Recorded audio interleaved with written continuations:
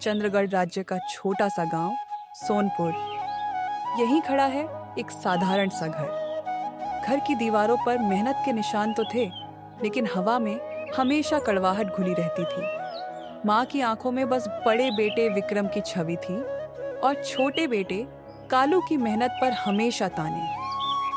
अम्मा, मैंने आज खेत की रस्सी भी ठीक कर दी। जानता हूँ आप पर बहुत बोझ है, सब काम मेरे ही भरोसे है। असलियत यह थी कि रस्सी की मरम्मत कालू ने की थी, लेकिन विक्रम की चतुराई और मीठी बातों ने माँ का दिल पहले ही जीत लिया था। वाह बेटा, तू तो मेरे घर का सहारा है। तेरी समझदारी पर तो मुझे नाज है। यह सब सुनकर कालू दरवाजे पर खड़ा हो गया। उसके चेहरे पर दर्द साफ झलक रहा था। कालू सूरज निकलने से पहले उठता और ढलने तक खेतों में पसीना बहाता। वह जानता था कि धरती माँ कभी धोखा नहीं देती। उसे धरती पर अटूट विश्वास था, लेकिन अपनी माँ के दिल में उसके लिए बस नफरत थी। बहन, तेरे पति की मौत उसी बच्चे की वजह से हुई। कालू अब शकुनी है, इसे घर से दूर रखा कर। हाँ, ऐसे ही थोड़े ना हुआ सब। जन्म लेते ही उसका बाप चल बसा। ऐसे बच्चे मनहूस होते हैं।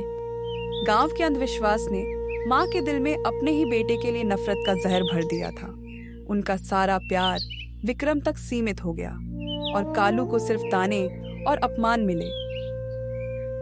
शाम के समय कालू थका हारा घर लौटता है।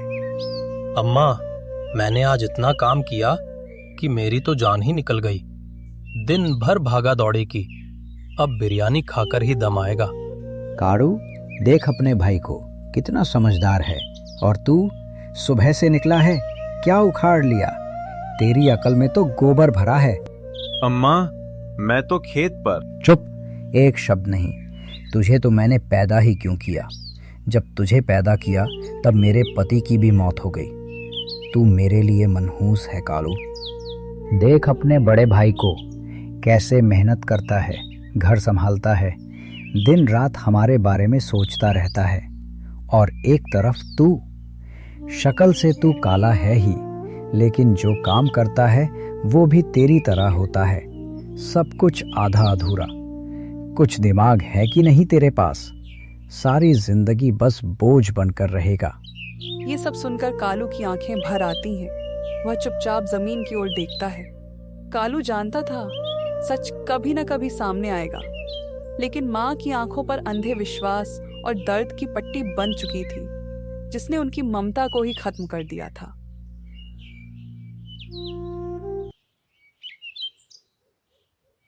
बरसात आने से पहले धरती हमेशा कोई ना कोई इशारा देती है, लेकिन हर कोई इन संकेतों को समझ नहीं पाता। भैया, आज हवा में गर्माहट है। लगता है जोर की बारिश आने वाली है। हमें अभी नाली निकालनी पड़ेगी, वरना फसल डूब जाएगी। पागल है क्या तू? आसमान देख कितना साफ है। अभी बारिश नहीं होगी। तू तो हर छोटी बात में डर जाता है। नहीं भैया, ये मिट्टी की खुशबू, हवा का बदलना, सब कुछ बता रहा है कि बारिश जरूर होगी। अरे, तू तो पूरा ज्योतिषी बन गया है। हवा गर्म है तो बारिश होगी, ये भी कोई बात हुई? अगर ऐसे ही खेती चलती तो सब तेरे पास सलाह लेने आते। भैया, खेती मजाक नहीं है। अगर पानी रुक गया तो हमारी महीनों की मेहनत मिट्टी में मिल जाएगी। बस कर, तू हर वक्त अशुभ बातें करता है। तू जा, नाली निकाल, मुझे आराम करने दे। कालू की चेतावनी मजाक बनकर रह गई और विक्रम का घमंड आने वाले तूफान के सामने रेत की दीवार साबित होने वाला था। अगले दिन वही हुआ जैसा कालू ने कहा था। कुछ ही घंटों में बारिश ने खेतों को नदी बना दिया। वो फसलें जिन पर कालू ने पसीना बहाया था, सब पानी में बह गई। अरे बाप रे, सब कुछ बर्बाद हो गया। ये तो खड़ा खड़ा खेत मर गया। माँ, मैंने कल ही कहा था ना, बारिश जोर से होगी, मगर भैया ने मेरी बात नहीं मानी। अब दोष मुझे मत दे। अगर तू पहले ही मेड़ और नाला बना देता पानी निकलने का, तो ये हाल नहीं होता। भैया, मैं अकेला था। रात भर कोशिश की पर समय से सब नहीं कर पाया। कालू, तू कुछ काम का नहीं है, ना खेत संभाल सकता है ना घर। तुझसे होता क्या है? तेरा काम बस खाना और सोना ही है। मैं तुझे बेटा मानकर अब तक गलती कर रही थी। आज तक तूने जिस भी चीज को हाथ लगाया है वो बर्बाद ही हुई है। आज खेत को बर्बाद किया और बरसों पहले जन्म लेकर मेरे सुहाग और तेरे बाप को ही मार दिया। इतना मनहूस है तू। जा, आज से तेरा इस घर में कोई काम नहीं। माँ के ये शब्द कालू के दिल में तीर की तरह ढस गए। जिस घर के लिए उसने दिन रात मेहनत की, उसी घर ने उसे ठुकरा दिया, और जिस भाई ने एक तिनका भी नहीं उठाया, वही माँ की आंखों का तारा बना रहा। ये अपमान, ये दर्द कालू के लिए सहन करना मुश्किल था। उसने चुपचाप घर छोड़ने का फैसला कर लिया। बेचारा कालू दिन रात खेत में जान लगाता था। हाँ रे, लेकिन उसकी माँ को तो बस विक्रम ही नजर आता है। माँ और भाई के तानों से टूटकर कालू घर छोड़ देता है। भूखा प्यासा भारी कदमों से वह जंगल की ओर बढ़ता है। माँ और भाई के तानों से टूटकर कालू घर छोड़ देता है। भूखा प्यासा भारी कदमों से वह जंगल की ओर बढ़ता है। चलते चलते उसकी नजर एक पेड़ के नीचे बैठे अघोरी बाबा पर पड़ती है। चारों तरफ धुआं और अजीब सी शांति फैली हुई थी। बेटा, मैं तेरा दर्द और तेरी ईमानदारी दोनों देख सकता हूं। अगर तू मेरे 2 प्रश्नों के उत्तर दे पाया तो मैं तुझे एक ऐसी चीज दूंगा जो चमत्कारी होगी और जिससे तू अपना नया जीवन प्रारंभ कर सकेगा। बाबा, मैं तैयार हूं। सुन बेटा, मेरी पहली पहेली। एक चीज है जो जितनी बांटो उतनी बढ़ती है, लेकिन अगर अपने लिए रखा जाए तो धीरे धीरे घटती जाती है। बताओ क्या है? कालू कुछ देर सोचता है, फिर उसके चेहरे पर आत्मविश्वास की चमक दिखती है। प्यार और ज्ञान बाबा। जितना बांटो उतना बढ़ता है और खुद में बांधो तो घटता है। बिल्कुल सही। मेरी दूसरी पहेली। मैं हर दिल में बैठ जाऊं तो सुख छीन लूं। जितना दे सकूं नहीं, लेकिन लेते लेते भरमाऊं। मैं कभी जीतता नहीं, फिर भी सब कुछ छीन लूं। बताओ मैं कौन हूं? कालू कुछ देर तक गहरी सोच में डूबा रहा। एक लंबी चुप्पी के बाद बाबा के प्रश्न का उत्तर देना शुरू किया। लालच बाबा। इंसान की सबसे बड़ी कमजोरी लालच। बिल्कुल सही बेटा। तेरी नीयत साफ है और तेरे दिल में सच्चाई है। लालच से दूर रहना सीख लिया है तूने।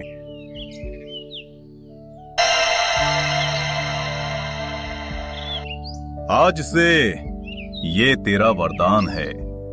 इस पतीले में जो भी पकाएगा वो पूरे एक दिन तक कभी खत्म नहीं होगा। स्वाद ऐसा कि लोग खाते रहेंगे। पर याद रख बेटा, ये केवल पेट भरने का साधन नहीं है। ईमानदारी और दया से इसका इस्तेमाल करना। बाबा, मैं इसे सिर्फ सही काम के लिए इस्तेमाल करूंगा। लालच से दूर रहना। अगर लालच ने मन में जगह बना ली तो ये पतीला भी बेकार हो जाएगा। कालू की आंखों में पहली बार उम्मीद की चमक थी। जो बेटा घर में अपमानित हुआ, अब गांव लौटकर अपनी मेहनत और ईमानदारी से नाम कमाने वाला था। जंगल ने उसे डराया, बाबा ने उसे सिखाया, और अब पतेला उसकी किस्मत बदलने के लिए तैयार था। कालू सोनपुर लौट आया और अगले ही दिन उसने ठेला लगाया। चिकन बिरयानी सिर्फ 10 रुपए में। लोगों को विश्वास नहीं हो रहा था। हर चेहरे पर संदेह था। एक एक करके लोग ठेले के पास आते, देखते और मन ही मन बुदबुदाते हुए चले जाते।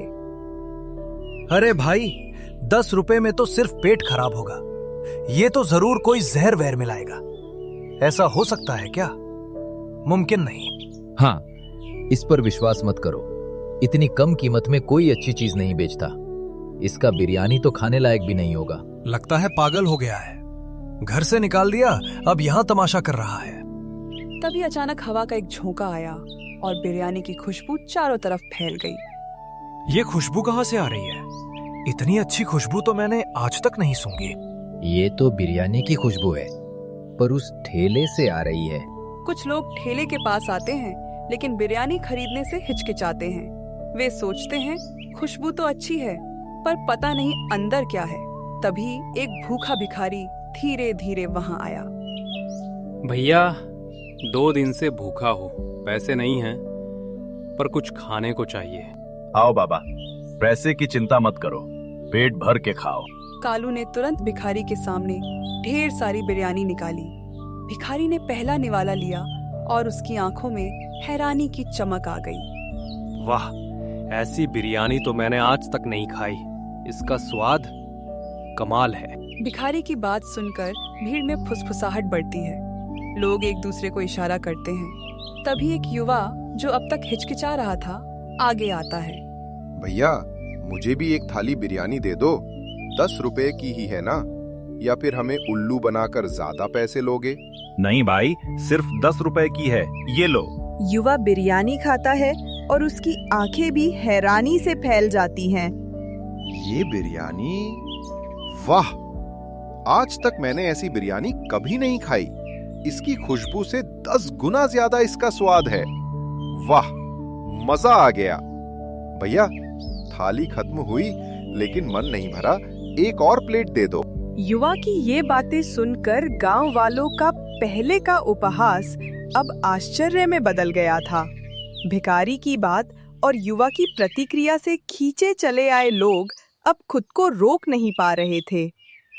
एक एक करके हर कोई बिरयानी का स्वाद चखना चाहता था।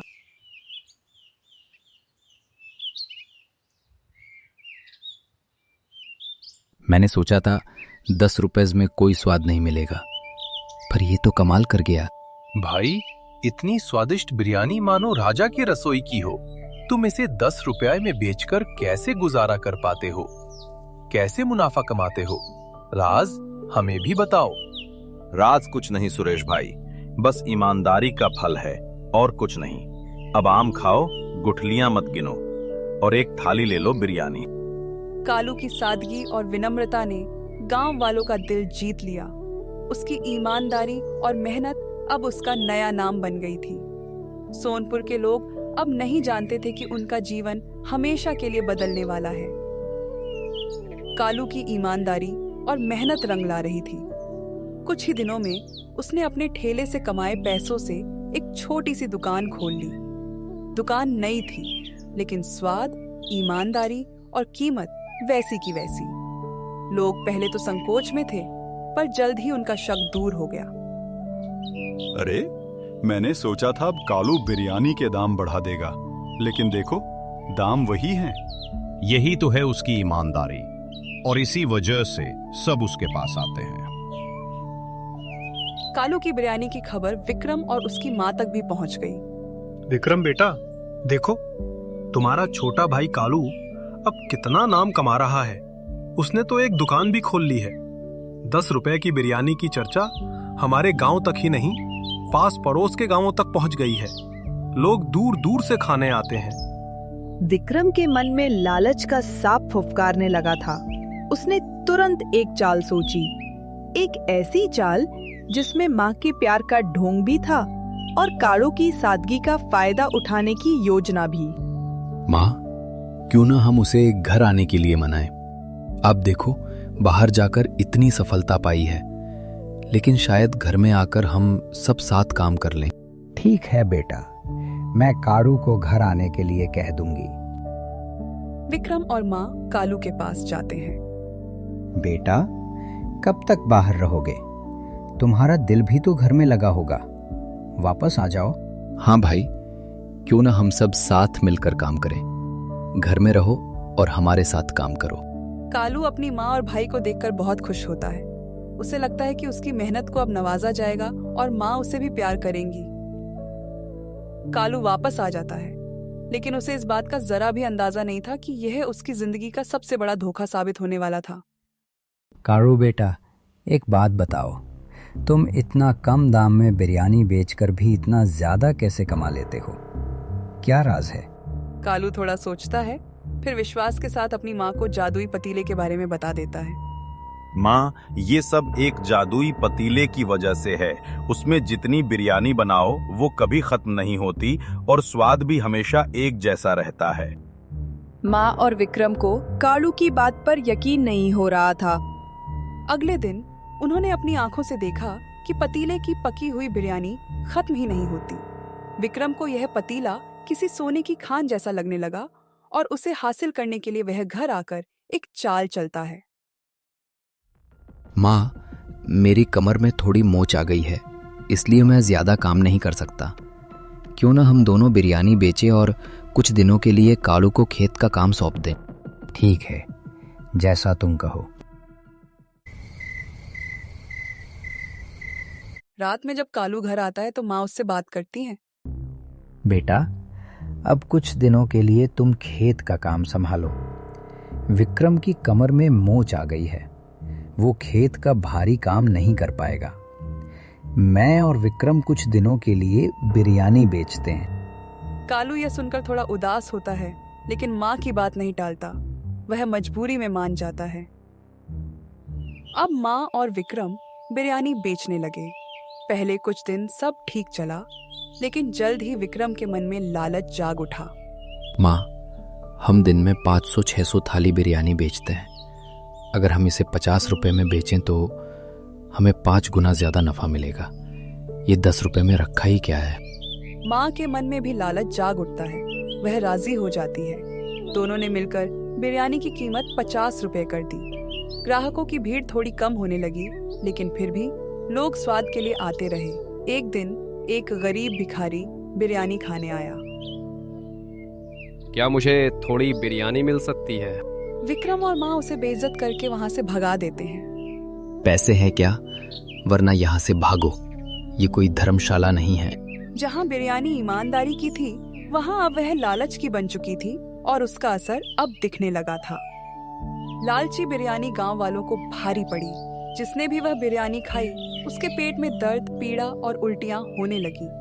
पहले सब कितना स्वादिष्ट था, अब तो सब बीमार पड़ रहे हैं। ये बिरयानी में कुछ तो गड़बड़ है। हाँ, जब से विक्रम और उसकी माँ ने दाम बढ़ाए हैं, तब से ही ये सब हो रहा है। उन्होंने जरूर कुछ मिलाया होगा। तभी महाराज चंद्रवीर अपने सैनिकों के साथ गांव में भ्रमण के लिए आते हैं। क्या हुआ गांव वालों, तुम सब इतने परेशान क्यों हो? महाराज, हमें न्याय चाहिए। विक्रम और उसकी माँ की बिरयानी ने हम सबको बीमार कर दिया है। वो बिरयानी अब जहर बन चुकी है। महाराज को सब कुछ समझ आ जाता है। वह अपने सैनिकों को आदेश देते हैं। सैनिकों, तुरंत विक्रम, उसकी माँ और कालू को चौपाल में लेकर आओ। विक्रम, मुझे बताओ, गांव के लोग तुम्हारी बिरयानी खाकर बीमार क्यों पड़ रहे हैं? नहीं महाराज, आज तक कोई बीमार नहीं पड़ा। मुझे नहीं पता आज क्या हुआ। महाराज, जब तक कालू अकेला बेचता था तब तक कोई बीमार नहीं पड़ा। ये सब इस विक्रम और उसकी माँ ने किया है। महाराज, ये सब उस जादुई पतीले की चाल है। वो जो कुछ भी पकाओ, वो एक दिन में कभी खत्म नहीं होता। विक्रम, क्या तुम मुझे बेवकूफ बनाने की कोशिश कर रहे हो? मैं तुम्हें इसका दंड देता हूँ। महाराज, मैं तो बस बेचता था। बिरयानी तो माँ बनाती थी। शायद माँ ने ही कुछ डाला हो। माँ अपने प्यारे बेटे के शब्द सुनकर चौंक जाती है। जिस बेटे को उसने अपनी जान से भी ज्यादा प्यार किया था, आज उसी ने खुद को बचाने के लिए उस पर इल्जाम लगा दिया था। विक्रम का असली चेहरा सामने आ चुका था, लेकिन तभी कालू अपनी माँ को बचाने के लिए आगे बढ़ गया। महाराज, बिरयानी मैं बनाता था। शायद मुझसे ही कोई गलती हुई हो। मुझ पर कृपा करें और मेरी माँ को बख्श दें। मैं अपना दंड स्वीकार करता हूँ। क्या विचित्र परिवार है। एक बेटा खुद को बचाने के लिए माँ पर इल्जाम लगा रहा है और दूसरा बेटा माँ को बचाने के लिए खुद को बलिदान कर रहा है।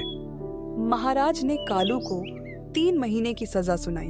उसने सारा दोष अपने सिर ले लिया, क्योंकि वह जानता था कि एक बेटे के लिए माँ का सम्मान सबसे ऊपर होता है।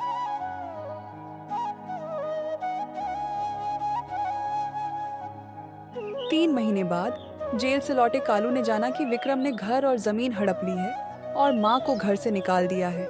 माँ अब अनाथ आश्रम में थी। आंखों में पछतावे के आंसू लिए। माँ, घर चलिए। नहीं बेटा, मैं दोषी हूँ। आप मेरी माँ हैं, मैं आपको कभी नहीं छोड़ूंगा। कालू माँ को अपने साथ ले आया और फिर से 10 रुपए की बिरयानी का ठेला लगाया। जादुई पतीला मानो उसके सच और दया का साथ दे रहा था। लोग फिर से उसकी बिरयानी खाने उमड़ पड़े।